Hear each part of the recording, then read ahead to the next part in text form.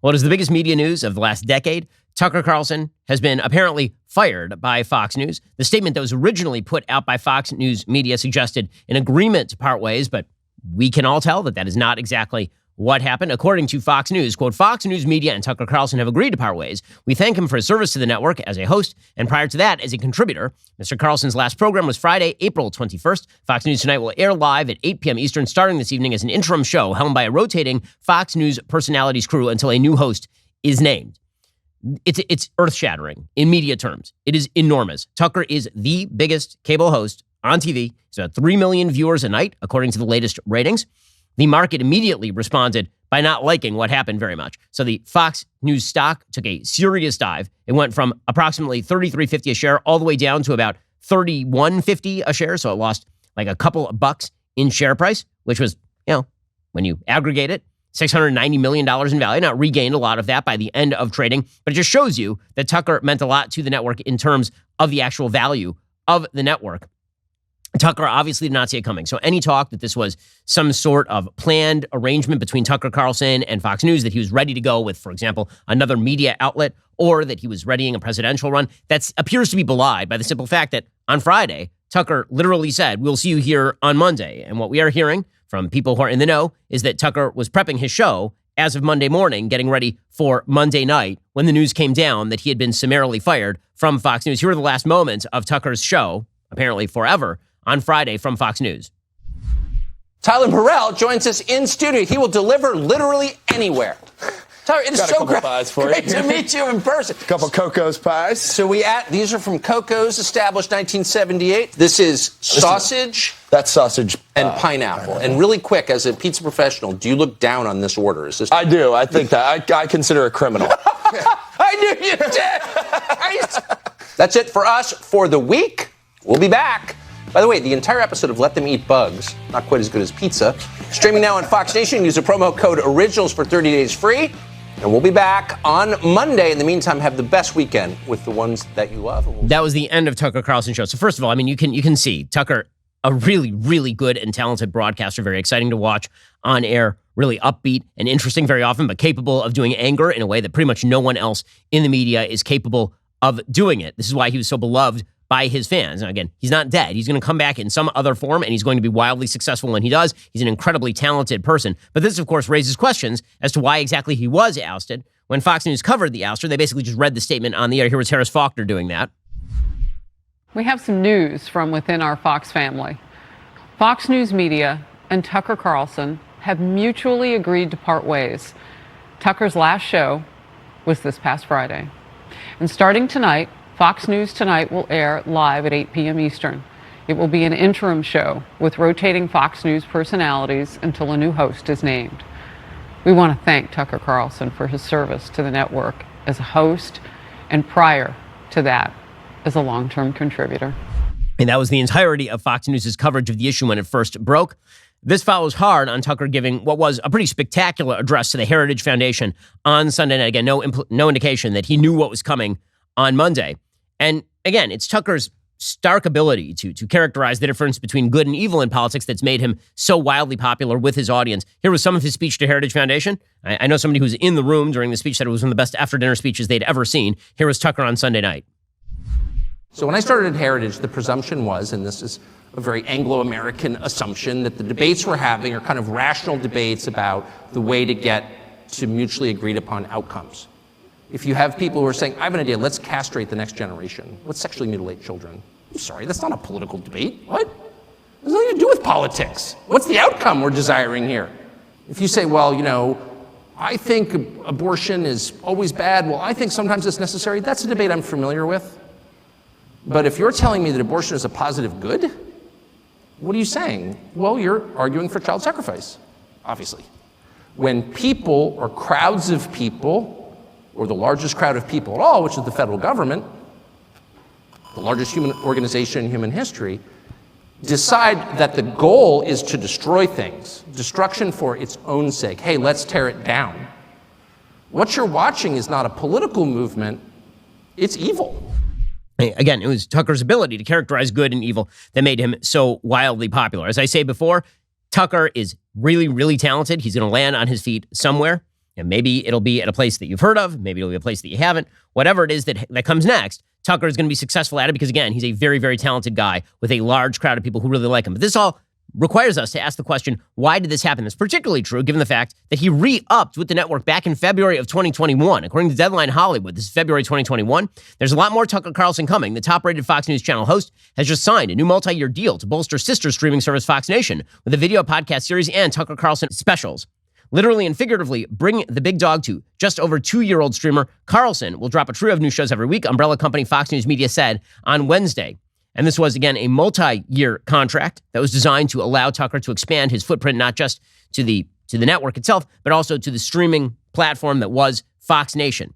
So what exactly happened? Because he's still under contract, and then he was summarily fired. I mean, that is pretty clearly what happened here. We'll get to the actual details of the firing and what may have lay behind it in just one moment. First, you know all about the big cell phone wireless companies out there. They lock you into these horrendous contracts if you try to get out of those early. They'll tack on the outrageous charges. You don't need any of that in this economic climate. That's why I made the switch to Pure Talk, where there are no hidden fees, no contracts, no hassle. Pure Talk has a range of affordable cell phone plans to choose from. You can find the perfect option for your needs, like unlimited talk, text, plenty of data for just $30 a month. Pure Talk saves the average family over $900 per year. Think about what you could do with that money. And the fact of the matter is that I use Pure Talk for all my business calls. It works great.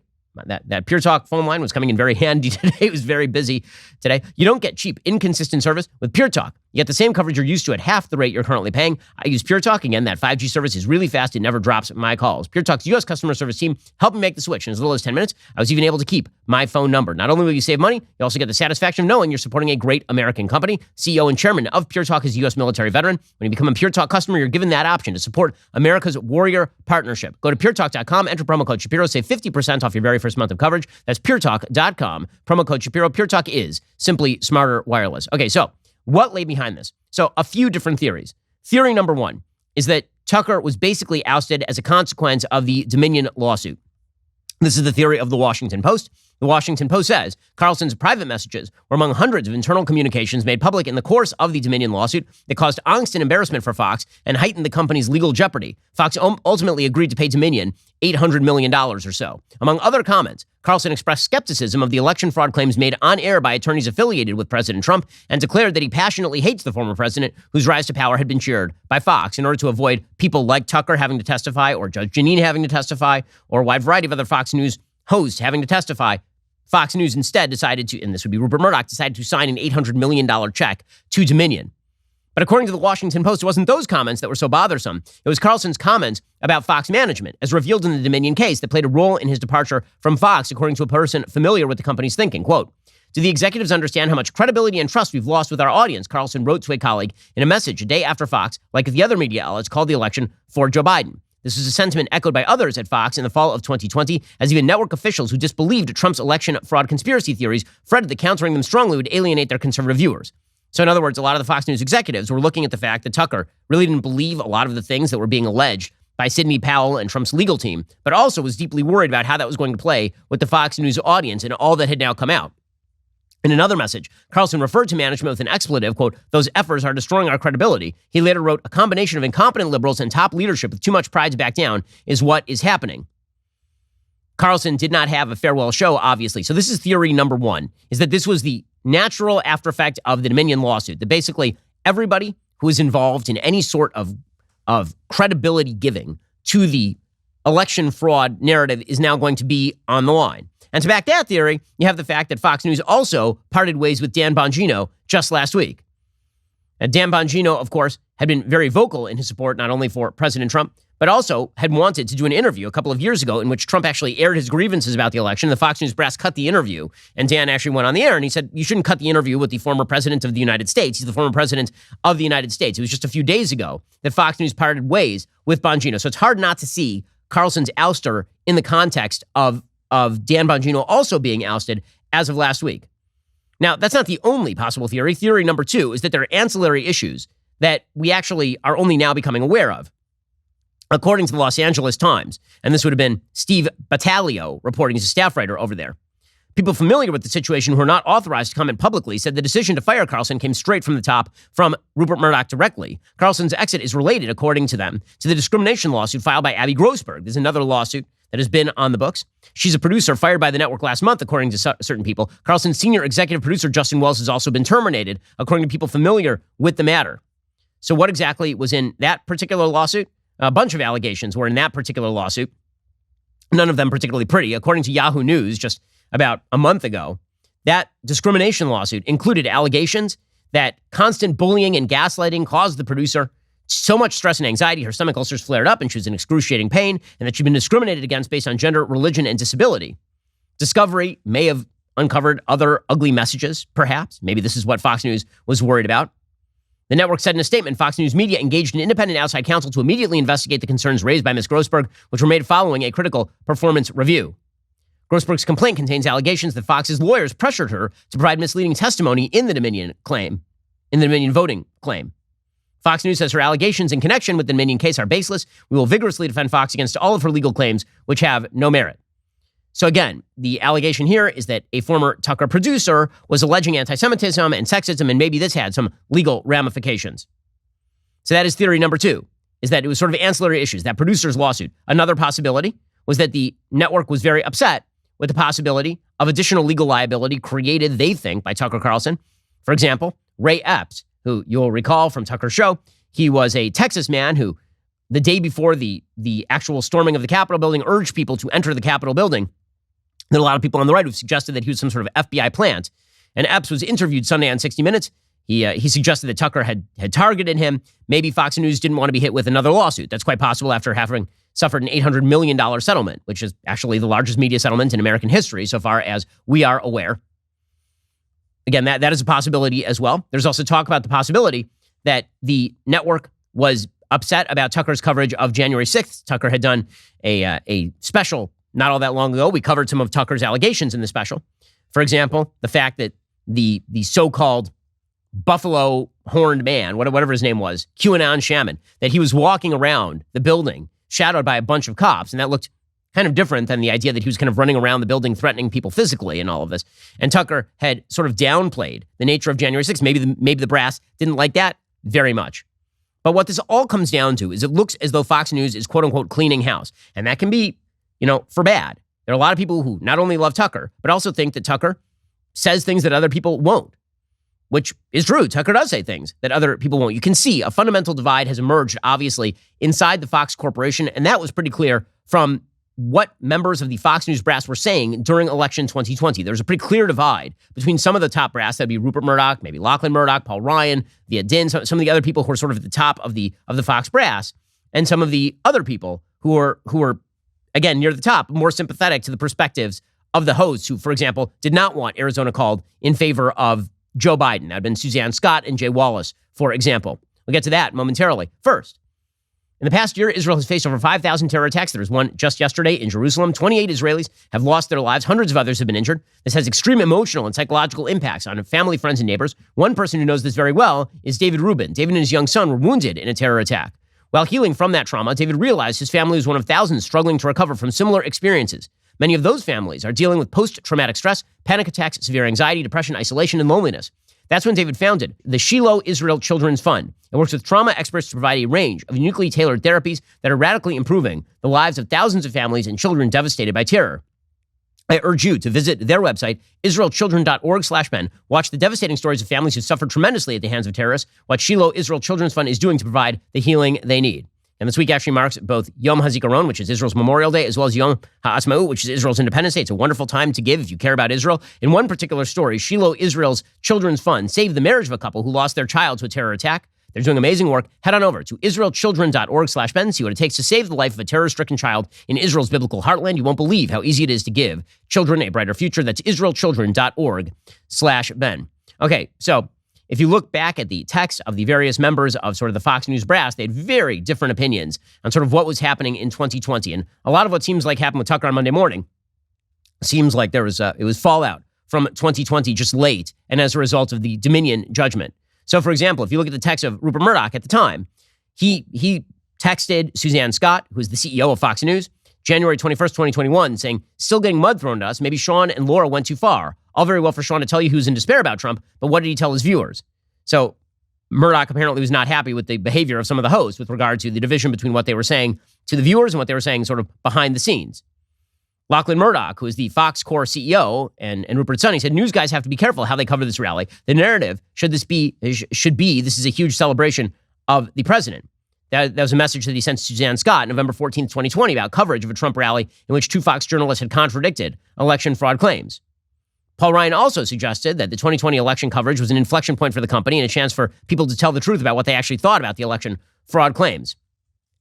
Meanwhile, Suzanne Scott took the position that there were reporters who had not gone along with some of the election fraud claims and that she was skeptical that this would not harm them with the audience. Quote, I can't keep defending these reporters who don't understand our viewers and how to handle stories. The audience feels like we crapped on them. We've damaged their trust and belief in us. We can fix this, but we can't smirk at our viewers any longer. So, again, there's all this sort of back and forth inside the network, and you can see the various points of view that were taking shape. And Tucker was at the center of that because at the same time that he said, quote, we are very, very close to being able to ignore Trump most nights. This is January 4th, 2021. I truly can't wait. At the same time, he was obviously giving a lot of airtime to members of Trump's campaign, including people like Sidney Powell. Now, again, it was a very confused time. Fox didn't take a particularly strong line as to what it wished to see said and what it didn't wish to see said. Bottom line is that it's unclear right now whether this is simply a matter of Tucker Carlson or whether Fox News is attempting to draw some new lines about how they covered the issues. Whatever the case may be, and again, I think all of these points of view are arguable. Whatever the case may be, Tucker was a major asset to Fox News. It's not going to be so easy to fill that time slot. That is a very difficult time slot to fill. Again, he was the number one host in prime time for Fox News. Now, there are people who are immediately chortling over the impact of this. The New York Times has been chortling over the impact of this, suggesting that Fox News is in serious trouble or that Tucker's in serious trouble. The truth is both will go on to success in their various areas of endeavor. This is not the first rodeo for Fox News. Fox News fired Bill O'Reilly back when he had about 3.7 million viewers a night. Tucker has about 2.9 million viewers a night. Bill O'Reilly went on to make a lot of money in other endeavors, and Fox News went on to, continue to be wildly successful. Fox News has parted ways in the past with some friends of mine, people like Glenn Beck, people like Megyn Kelly. Again, those are all business decisions, and Fox News went on to continue to have wide-ranging viewership. But you can see a lot of people, of course, very angry and very upset about Tucker Carlson being ousted from Fox News, and that is a direct response to the fact that Tucker, again, is an incredibly compelling performer. He is somebody who has a unique point of view on politics, and I don't agree with Tucker a lot. There are times I've talked about on the show where I strenuously disagree with Tucker. If you want to see some other times where I strenuously disagree with Tucker, all you have to do is watch the Sunday special episode I did with him where we disagreed on everything from foreign policy to government interventionism in the American economy. He, for example, thinks the government should intervene strongly in the American economy, give subsidies, prevent technological developments in order to preserve certain types of jobs. I don't think that. But whatever Tucker is, he is certainly a compelling presence. And he does, when it comes to social issues particularly, have an extraordinary amount of moral clarity. And it'll be interesting to see how Fox News try to fill that gap. So when I say that the left is celebrating Tucker Carlson being fired from Fox News, I mean literally celebrating by doing the wave. So the intellectual luminaries over at The View led the charge here. Again, combined IQ lower than the pen I currently hold in my hand. If it were possible to have negative IQ points, The View would somehow achieve that signal feat. Here's what it looked like on The View when they found out that Tucker had been let go. Word has just come down that Fox News Media and Tucker Carlson have agreed to part ways. They thank him for his service to the network and hosting a prior contributor. Wave.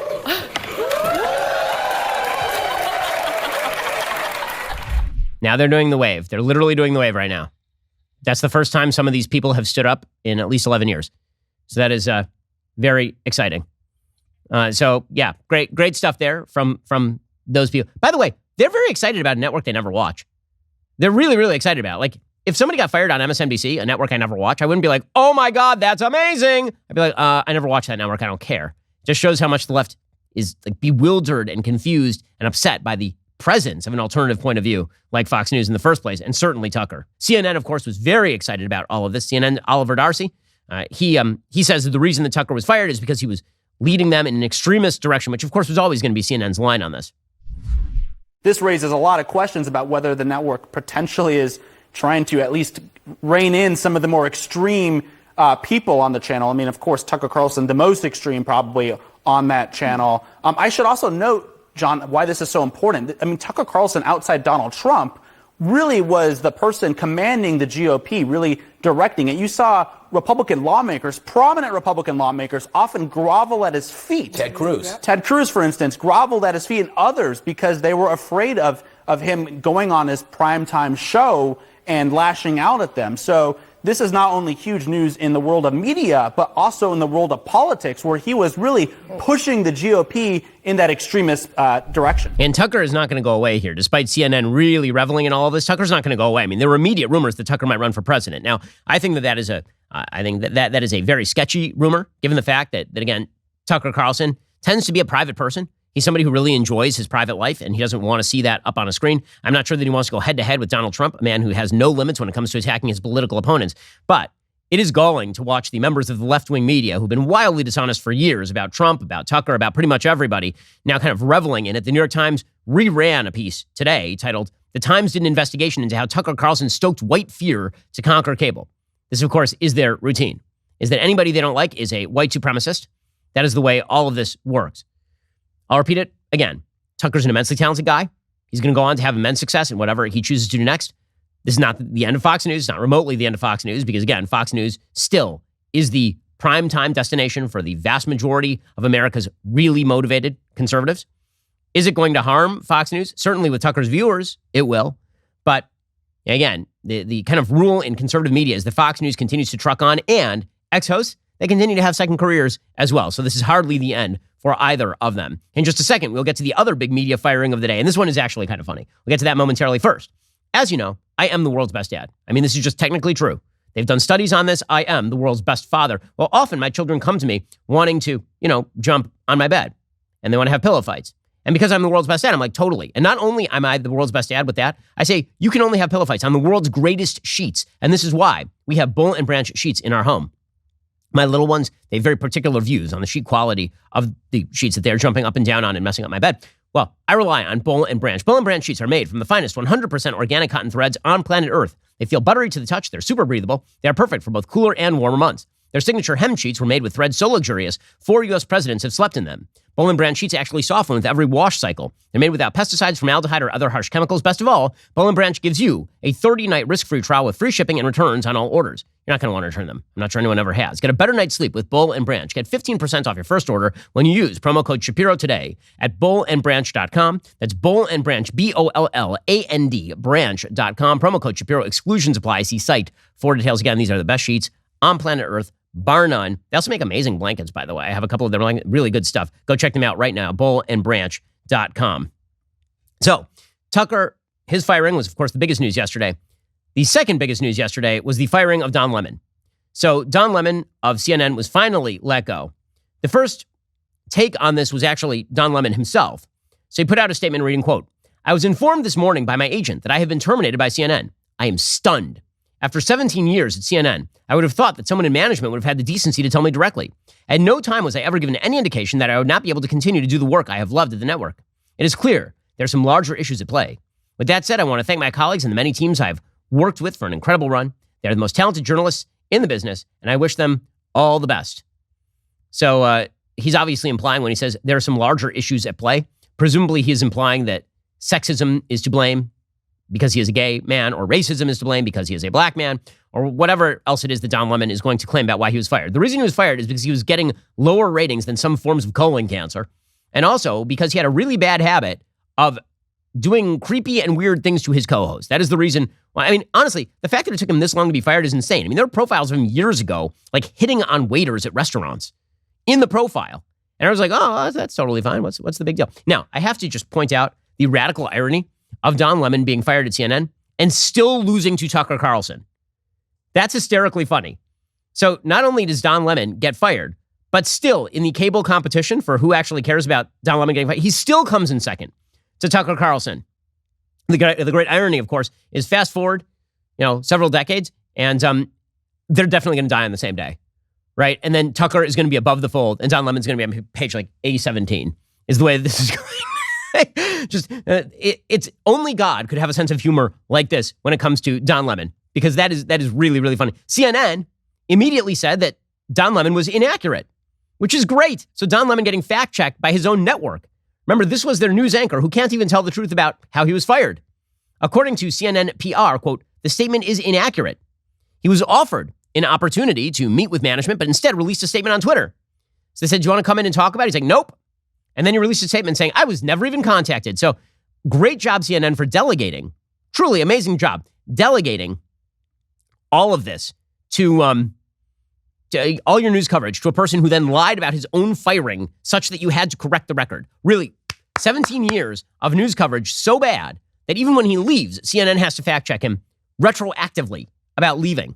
And that's the person you trusted to read the news for you guys. Just slow clap for CNN. They're doing an amazing, amazing job. Here's what it looked like on air when CNN announced the ouster of Don Lemon. Don Lemon and CNN have parted ways. This is according to a memo that was sent out to CNN employees. CNN and Don have parted ways. Don will forever be a part of the CNN family, and we thank him for his contributions over the past 17 years. We wish him well, and we will be cheering him on in his future endeavors. And then it goes on to say that the network is committed to the morning show CNN This Morning, which, of course, is hosted or was hosted by Don Lemon, as well as Caitlin Collins and Poppy Harlow. Now, this statement is coming from CNN CEO Chris Licht. It does not detail what happened, what led to Don's departure, but Don Lemon is no longer with CNN. Oh, time to play the sad trombone music from The Price is Right. Here's the last thing Don Lemon said on air before his untimely demise. Caitlin and I agree on this. When someone calls, I'm like, what's wrong? What do you want? Call Why do you call? Yeah, like, just text me. Saying hi, guys. Oh, no. Don't ever do that to me. You'll freak me out. No. Or the people who FaceTime out of the blue. I'm like, I'm not answering a FaceTime. Yeah, you're like, this is suspicious. Yeah. All right, Harry and Tim, thank you so much. Thank you. Thanks. All right, and thank you for joining us this morning. CNN News Central starts right after this break. Bye, everyone. Well, bye. So much for Don Lemon. Okay, by the way, there was one other person who got ousted from the media over the course of the last 48 hours. Apparently, the CEO of NBC Universal has also been ousted. His name is Jeff Shell. You haven't heard of him, even though he's probably more powerful than any of these people. He was the CEO of NBC Universal. Apparently, he was ousted for inappropriate conduct with CNBC anchor and senior international correspondent Hadley Gamble. NBCU parent Comcast announced today that Shell was leaving after an investigation by outside counsel. Shell acknowledged, quote, I had an inappropriate relationship with a woman in the company, which I deeply regret. Apparently, Deadline Hollywood learned that Shell had a relationship with Gamble, which started about 11 years ago and continued sporadically up until a couple of years ago when it ended. The complaint was lodged in the last month. Unclear why that would actually get the guy fired, but so long and happy trails to the head of NBC Universal, who will also be replaced. Now, in the world of politics, somebody got fired too. That person would be Susan Rice. So Susan Rice is out.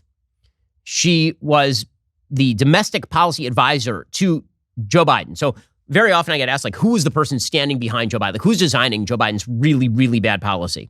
There are several answers. Ron Klain, before he left, as he was the White House chief of staff. But Susan Rice was definitely near the top of the list. And now she is gone. According to the Washington Post, Susan Rice will step down as White House domestic policy advisor. President Biden announced on Monday, praising her work on some of the most divisive issues for his administration, including immigration and health care. So why exactly was she ousted? Well, according to Joe Biden, she wasn't ousted. Everything was great. Biden said Susan was synonymous with foreign policy, but what I knew then and what we all know now, after more than 2 years of her steady leadership at the Domestic Policy Council, it's clear there's no one more capable and more determined to get important things done for the American people than Susan Rice. So she sufficiently botched foreign policy under Barack Obama. Then she botched domestic policy under Joe Biden. She will step down in late May, according to White House Press Secretary Karine Jean-Pierre. Rice has not specified what her plans were after leaving the White House. She was responsible for overseeing policy, including economic mobility, healthcare, and immigration. She did an amazing job on all three of those things. Economic mobility, she did an amazing job by helping to craft a policy that has led to 40-year highs in inflation as well as a stagnating economy. On healthcare, she's done an amazing job helping to oversee a complete botchery of COVID, which has led to extraordinary levels of excess death, plus a fentanyl crisis that has taken hundreds of thousands of lives. And on immigration, she has had her hand in the worst immigration crisis in the modern American era, which is really exciting. By the way, how bad is the immigration crisis? Well, apparently, according to National Review and Jim Garrity, in 2021, as images of children sleeping under foil blankets in overflow centers dominated the news, Susan Rice, the White House's head of domestic policy, told staff members she was frustrated with the situation. Ms. Rice vented in a note she scribbled on a memo detailing the position of advocates who believed a pandemic-era border closure was compelling parents to send unaccompanied children, sometimes called UCs. This is BS, Rice wrote, according to a memo.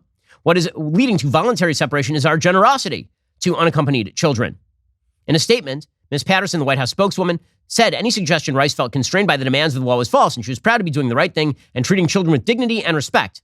Well, last week, the New York Times reported that, quote, thousands of children have ended up in punishing jobs across the country, working overnight in slaughterhouses, replacing roofs, operating machinery in factories, all in violation of child labor laws. All along, there were signs of the explosive growth of this labor force and warnings the Biden administration ignored or missed, the Times has found. So, in other words, the New York Times is reporting that a bunch of those unaccompanied children who entered the country ended up being used for child labor. Who is in charge of that? Susan Rice. So, NBC News says it has nothing to do with her immigration problem. Quote, the timing of Rice's departure coincides with a growing controversy over the White House's handling of migrant children who arrive unaccompanied at the southern border, and whether members of the White House, including Rice, ignored warnings that sponsors of migrant kids were making them work grueling jobs in violation of child labor laws. The White House has said this is not the case. A senior administration official said Rice is proud of her work on the border. Or maybe they're just throwing her off the team before Joe Biden runs for re-election. In either case, we bid a fond farewell to Susan Rice, who again was part of two administrations botching policy absolutely thoroughly. And now the question becomes, who's running the Biden White House now? Since obviously it ain't the old man. And Joe Biden continues to dodder around nonsensically. We'll get to that in just one moment. First, as you may have noticed, the economy is getting worse day by day. You need to change your spending habits. If you haven't changed the way you buy meat yet, you really should. Let me give you 3 reasons to subscribe to Good Ranchers. First, Good Ranchers is giving you, not me, free bacon. I don't need the free bacon. That's £1.50 of bacon in every box, a $240 value. Second, Good Ranchers offers a price lock guarantee, meaning when you subscribe, your price doesn't change for the length of your subscription. When the price of meat is expected to increase by another 4.5% in the coming year, this could be a huge savings for you and your family. Third, Good Ranchers meat is unlike any other. They're all-natural burgers, USDA prime steaks, and better than organic chicken will change your standard for great meat. It's a steak so good that you'll be talking about it years later. I know I am. They made me the one and only kosher steak, and it was unbelievable. Head on over to goodranchers.com. Use my code Ben for $20 off your order. You'll get free bacon, great meat, a secure price, $20 off your very first order. Use promo code Ben at goodranchers.com. That's goodranchers.com. American meat delivered. Again, the best meat in the country. And when you use promo code Ben at goodranchers.com, you get free bacon, great meat, secure price, $20 off your order. You got nothing to lose. Head on over to goodranchers.com. American meat delivered. Also, if you're looking for something fascinating to watch, check out our brand new series, What We Saw, hosted by storyteller Bill Whittle. Season 1 focused on Apollo 11. Season 2 of What We Saw is now in full swing. This time, Bill has set his sights on the Cold War and the tension between two superpowers that lasted for 45 years. Episode 7 introduces us to the man who brought communism to the Western Hemisphere and repelled the Bay of Pigs invasion, Fidel Castro. Bill makes it feel like you're there, witnessing history. It's a beautifully produced series. And if you don't remember how scary the Cold War was because you're too young, you really should learn about it. You have to be a member to see Cold War. Go to dailywire.com/Cold War to start watching. Meanwhile, Democrats are reluctant about Joe Biden, but they have no other choice, according to the Washington Post. Quote, the leftover pizza was divvied up. The Girl Scout cookies had been exchanged. The Democrats of North Fulton County sat and chatted about an issue that had been in the back of their minds for months, President Biden's future. There was no question the people in the room, dedicated Democrats who'd gathered in Johns Creek, Georgia, to talk strategy and advance the party's aims, would vote for Biden in the general election. But the cold pizza-fueled debate was about people outside the room, the friends and family and neighbors they would try to convince, again, to vote for him and other Democrats in 2024. Debbie Watson, a 66-year-old retired paralegal, said she thought of them when she heard on the radio about the 80-year-old president stumbling on the stairs of Air Force One. I noticed in speeches when he gets off script, he starts to make mistakes. I'm worried about his health. I know how much I like Kamala Harris if something happens to him, said Watson. So again, the Democrats basically know that they are tied to the anchor that is Joe Biden. They have no other choice. And Joe Biden continues to kind of look terrible. I mean, it's the simple fact of the matter. Here was Joe Biden yesterday proclaiming that there is no such thing as your kids. Did you know that your kids do not belong to you? That you have no authority over your kids? Joe Biden has authority over your kids. In fact, the entire society has authority over your kids. Unless we're talking about unborn kids, in which case you can just kill them willy-nilly. Here's Joe Biden yesterday. Rebecca put a teacher's creed into words when she said, there's no such thing as someone else's child. No such thing as someone else's child. Our nation's children are all our children. Nope. Wrongo. My kids are my kids. You don't know their names. You don't care about them. And I'm not going to let you threaten to gender transition my children because you have perverse views about reality. That is not going to happen. They should run on this. I mean, truly. The reason why Democrats are scared of Joe Biden running, but they're also scared of him not running, is because he's a terrible candidate, but they got nothing in the background. They have nothing going on here. In fact, Joe Biden he's gone hard into reelect pander mode, which is kind of amazing. He should be swiveling to the middle, but he is not. You know, if he's suspicious the Republicans are going to nominate Donald Trump or they're going to go more extreme, shouldn't he be pivoting to the middle? But he's actually not doing that. He keeps doubling down on the extremes, which is why the 3 Tennessee state lawmakers who faced expulsion after participating in protests over last month's school shooting in Nashville, the so-called Tennessee 3, met with Joe Biden on Monday at the White House. Remember the rule. The rule is that if you are a left-winger who is black, then you get to go to the White House. Those are the rules. Or if you're a white lady who just kind of tags along, which is what one of the Tennessee 3 is.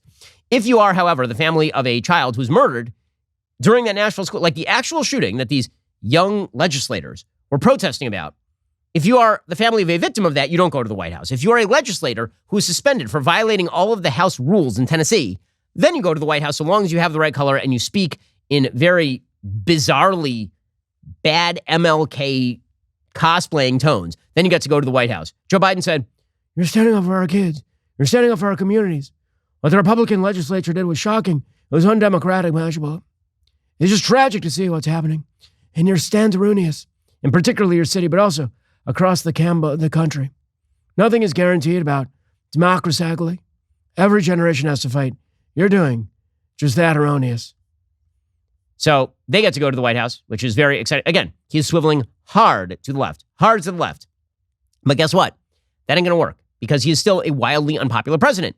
You would think at some point that he would swivel, but apparently not. In fact, he is so confident, is Joe Biden, that he can continue to be Joe Biden and win, that he's still having Hunter squire him around, which is amazing. In fact, Hunter's lawyers are so confident that Hunter can get away with anything that the Washington Post reports a lawyer for Hunter Biden called Monday for a congressional ethics investigation into the behavior of Marjorie Taylor Greene, alleging that she has repeatedly directed unmoored verbal abuses at the president's son, including false accusations of human trafficking and cavorting with prostitutes. Wait, hold up. Where is the false accusation of cavorting with prostitutes? He's literally in photographs cavorting with prostitutes and doing drugs, which is the part that's false. I'm so confused. Lawyer Abby Lowell wrote in a letter to the Office of Congressional Ethics, Representative Greene's unethical conduct arises from continuous verbal attacks, defamatory statements, publication of personal photos and data, and promotion of conspiracy theories about and against Robert Hunter Biden. None of these could possibly be deemed to be part of any legitimate legislative activity. So I have, this is hysterical. Greene posted photos of Hunter Biden driving his niece and her cousin on President Biden's convertible and falsely alleging he was on crack and with prostitutes. Wait, hold up. Are we supposed to believe that Hunter was not on crack? He literally, in his memoirs, talks about snorting Parmesan cheese off carpet. Like, this is all crazy making. Nowhere in that piece, by the way, do they actually bother to fact check Hunter Biden's claims that it is false, that this is happening. But Joe Biden believes that he is invincible, which presumably is why he's not bothering to negotiate over the debt ceiling. Even Democrats at this point are like, maybe he should make a call to Kevin McCarthy over the debt ceiling. Right now, McCarthy, the Speaker of the House, is about to whip into place a debt limit bill. It hits the floor this week. That bill basically pushes the debt limit up by $1.5 trillion or a year, whichever comes first. And it also insists on holding spending steady. It would require Medicaid recipients to work 80 hours per month, which is 20 hours per week, which that doesn't seem like particularly crazy. Work requirements attached to welfare seems like a good idea. We did this back in the 90s. You know who was in favor of it? Bill Clinton. I believe Joe Biden was actually when he was in the Senate as well. Other bill components included clawing back unspent pandemic funds and the IRS funding for customer service and finding tax cheats. Also a rollback on energy tax credits from the Inflation Reduction Act. Again, none of this is particularly arguable, but Joe Biden is going to argue about it anyway. Karine Jean-Pierre says that this budget is cruel. You know, forcing people to work before we just give them unending amounts of money is apparently a form of cruelty now. We've been very, very clear. It is unreasonable to put forth what they did last week. It is cruel. That piece of legislation is cruel.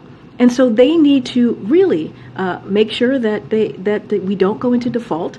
And that's what they're asking to do. They're asking to hold our economy hostage and go into default. And that's something that we're going to continue to call out. Oh, that's what they're holding the economy hostage. I noticed that you already shot the hostage. That's one of the things that I noticed. The economy is trashed because of you. According to the Wall Street Journal, the panic phase of the past month's banking crisis may be ending. The big question now is how much of a hit the economy faces from a lending pullback. The answer may not be clear for months because, as it turns out, depositors are not actually depositing in the banks. They're keeping their money out. They are afraid of it. A slow and steady erosion of deposits at small and mid-sized banks could continue now that longtime consumers have awakened to the potential to earn more on their money by moving into money market mutual funds. By the way, I've done some of that personally. I know a bunch of people who have done that. because the rates at the money market mutual funds are higher than the rates of the banks. So what you're going to see is lending drying up. All of this because, again, Joe Biden inflated the currency and inflated the economy. But we're supposed to believe that this is a guy with economic specialty and that we should listen to him about spending more money via the debt ceiling increase. Meanwhile, on foreign policy, the Biden administration just left 16,000 American citizens behind in Sudan with nobody to even care for them. They evacuated the embassy. You're on your own over there. Antony Blinken, who was last seen in the news back in 2020, apparently attempting to launder into the public view the lie that Hunter Biden's laptop was Russian disinformation. Well, now he's back. This time he is saying that, you know what? Yeah, we left, 16,000 people in Sudan. But, our first priority was getting our people out of Sudan. That apparently does not include the 16,000 American citizens in Sudan. A decision to suspend operations at the embassy, remove our personnel from their assigned posts, is among the most difficult that any secretary has to make. But my first priority is the safety of our people, and I determined that the deteriorating security conditions in Khartoum posed an unacceptable risk to keeping our team there at this time. I want to be clear that even as we have temporarily suspended operations on the ground in Khartoum, our diplomatic and consular work in Sudan continues. Oh, does it? Because I feel like everyone there is basically screwed. In fact, John Kirby, who is the NSA spokesperson, he says we literally have no idea how many people who are Americans are stuck in Sudan. This is one of the late Don Lemon's last interviews. Don, I want to push back on this idea that there's 16,000 Americans who want to get out. We don't have firm estimates of the exact number of Americans, citizens who are in Sudan. They don't have to register with us. They don't have to tell us that they're there. We think the vast majority of these American citizens in Sudan, and they're not all in Khartoum, are dual nationals. These are people who grew up in Sudan, who have families there, work there, businesses there, who don't want to leave. So I think we need to be careful about that number. Oh, they want to be there in Sudan while things are completely imploding around them. They said the same thing about people in Afghanistan who got stuck there. This administration is such a bleep show. It is a highly vulnerable administration, obviously. And the fact that Democrats have to run with what they got is a real opening for Republicans if Republicans take it. Okay, quick update, business update for you. So remember that time that Disney was supposedly beating Ron DeSantis? Well, now apparently they're having to cut employees. They're having serious economic difficulties. They're beginning their second round of layoffs as part of their previously unveiled plan to cut 7,000 jobs. Employees this round are being let go from divisions including ESPN, which is MSNBC, with footballs and basketballs. The company, according to the Wall Street Journal, said several thousand U.S. employees would be cut this week from multiple business areas, including entertainment and its parks, experiences, and product divisions. It turns out that when you completely alienate your entire customer base, including parents like me, that has some actual serious side effects. I mean, they've lost thousands of dollars from the Shapiro family, has Disney. And they will continue to do that so long as they embrace a radical left-wing policy position. We'll get to more on all of this in just a second. First, standing out can be tough, especially when you're looking for a job. On the flip side, when you're hiring, it can be really tough to find an applicant that really stands out, which is why you need to check out ZipRecruiter. ZipRecruiter helps you find the most qualified people for your roles fast. Right now, you can try ZipRecruiter for free at ZipRecruiter.com/dailywire. ZipRecruiter's matching technology helps you find the most qualified candidates for a wide range of roles. If you see a candidate you like, you can easily send them a personal invite so they're more likely to apply. Their user-friendly dashboard makes it easy to filter, review, and rate your candidates all from one place. Let ZipRecruiter help you find the best people for all your roles. 4 out of 5 employers who post on ZipRecruiter get a quality candidate within day one. There's a reason we here at Daily Wire have been using ZipRecruiter for years. We are constantly looking for the best possible employees. Go check out ZipRecruiter right now. ZipRecruiter.com/dailywire. You can try ZipRecruiter for free. You can do it both if you're looking for employment and if you're looking for great employees.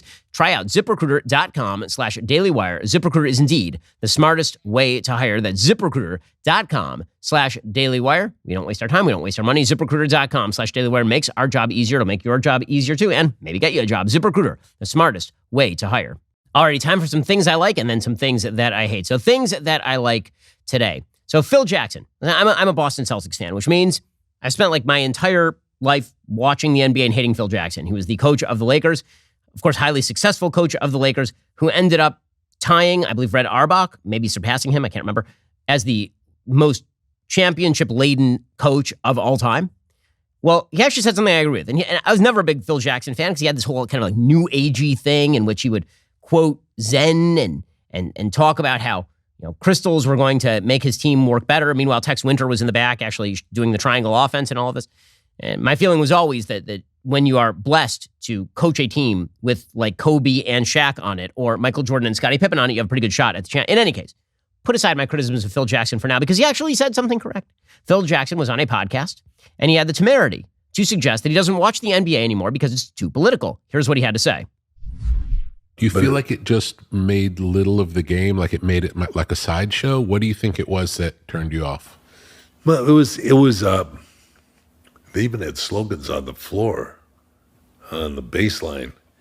It was catering. It was trying to cater to an audience or trying to bring a certain audience into play. And they didn't know it was turning other people off, you know? Mm-hmm. People want to see sports as non-political.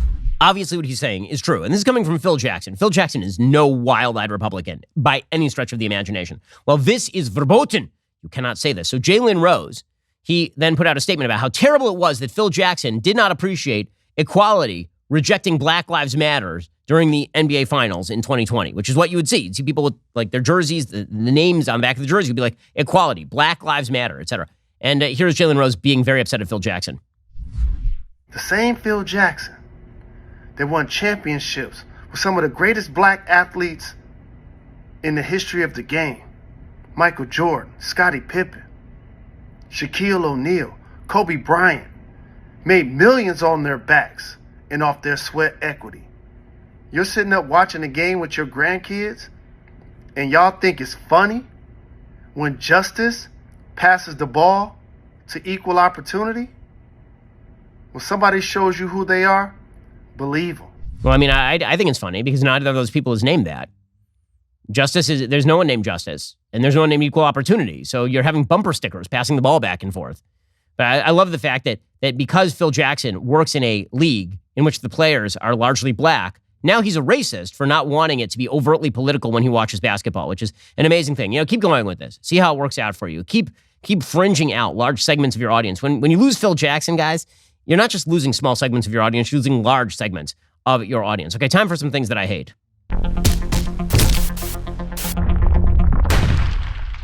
All right, so apparently there is a magazine called Brides Today. And Brides Today in India has a special feature. Oh, no. Oh, no. The special feature is of a dude, a gender nonconforming. I know this is a dude because this person has more hair than the carpet in this entire office. I mean, this person is just covered in human hair. My goodness, the levels of testosterone running through this person's body, it could populate entire worlds, apparently. And truly amazing stuff. In conversation with Brides Today, and this is a dude who's dressed up in Indian bridal garb, as in the country of India. In conversation with Brides Today, gender nonconforming and trans feminine author, performance artist, poet, and comedian Alok Vaid Menon, who performs under the moniker Alok, makes a compelling case for love is love. Here's the interview. Brides Today says, "You look absolutely fabulous in these photographs. Tell us how you style Indian wear." Okay, so first of all, lie. You do not look absolutely fabulous. You look like a horror show. I'm sorry, you're the one who put yourself on cover of a magazine.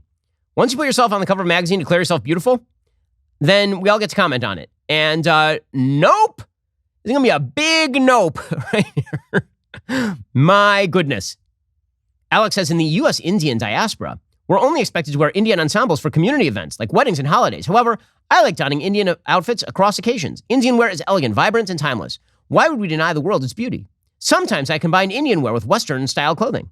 That's the fun in fashion. It's playfulness. It's hybridity. Well, I mean, that isn't there's traditional male Indian clothing as well. Brides Today says, how would you define your personal style? And he says, style is mobile poetry. There are no guidelines. I dress to be joyful, to enhance my capacity for awe or amazement in this world. I dress for me. Okay, first of all, that is the biggest crock of crap. Okay, people generally dress for each other. You know how you know this? Because when you're at home and it's time for bed, you don't put on a tux. You put on some PJs. You look like a schlub because you're dressing for you now to be comfortable. But apparently we're all supposed to believe that when you don bridal garb, Indian bridal, first of all, I wonder how Indian women feel about this sort of thing. Apparently, okay, is that the answer here? Because I feel like not. Brides Today said, what does love mean to you? Quote, love is about expansion, not constriction, permission, not prohibition, becoming ourselves, not betraying ourselves.